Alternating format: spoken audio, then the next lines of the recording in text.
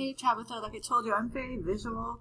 So for me, this is the introduction to Unit 1, the overview, where we have this paragraph, the learning outcomes. And after that, they're going to this activity, which says the same thing and the same learning outcomes. There's the learning outcomes. The introduction is the same exact paragraph that they already just read in the overview. It's the same thing. So I don't like that at all.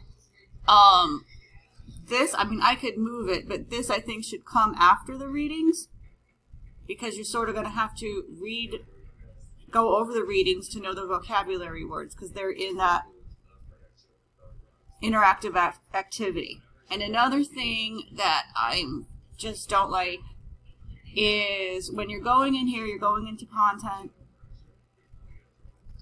and then let's say the students start here. They go through it and they're using the arrows to go through their course. We have that. We have the articulate that they would have to X out of, which is fine. Go to the next one, which is the readings, which is great. You go to the next thing, which is the readings again. So I don't want the readings twice.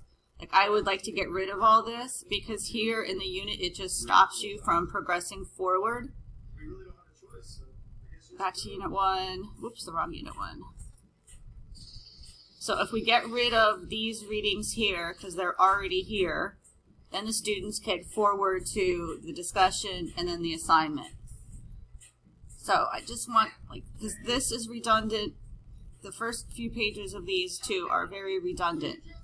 So I don't know if we combine them into one or what. So you let me know your thoughts.